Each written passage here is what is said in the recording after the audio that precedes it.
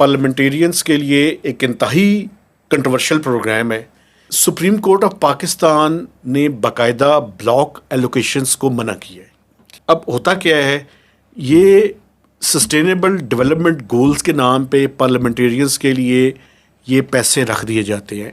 پچھلے سال جب budget S D Gs achievement programme SAP کے نام 72 ارب روپے پچھلے سال انیشیلی جب بجٹ پاس ہوا تھا, جس میں 1400 ارب روپیہ پی ایس ڈی پی کا رکھا گیا تھا. دونوں کے دیکھنے والے اگر یاد کریں, پھر اس کو میں نے کہا تھا یہ ناممکن ہے, یہ میں ابھی آپ کو لکھ کے دے دیتا ہوں.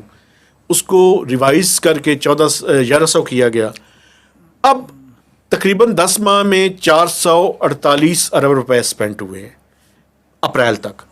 مئی اور جون کی ابھی فنڈنگ باقی ہے, یہ میکسیمم 700 تک. میں نے اس ٹائم اگر پروگرام نکال کے دیکھے 700-750 کی بات کی تھی. کنزمپشن آپ نے بتائی تھی, یوٹیلائزیشن. اب یہ پروگرام اگلے سال اس کو جاری رکھا جائے گا. اگلے سال کے لیے ابھی یہ طے نہیں ہوا کہ اس کے لیے کتنے پیسے رکھے جائیں گے. جو P S D S D Gs کے نام پہ وہ کھاتا کھلا رہے گا. 921 ارب روپے فائنانس منسٹری نے بتایا ہے پلاننگ کمیشن کو کہ یہ اگلے سال کا پی ایس ڈی پی کا سائز ہوگا. ابھی تک اس میں یہ جو پرائرٹیز کمیٹی ہوئی اس نے 3000 ارب روپے کی ڈیمانڈ رکھی.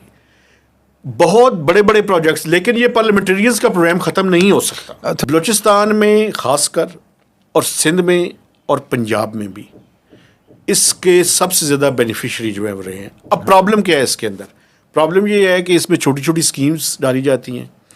کوئی کھاتے ہیں پاکستان میں اس سے زیادہ اپریٹلی اور الائڈلی کرپشن کا کوئی بڑا ذریعہ نہیں ہے. یہ پیسے کرپشن یا پارلیمنٹیرینز کو oblige کرنے کا تھرو منی کرپشن اس میں یہ پڑھی لکھی بات ہے.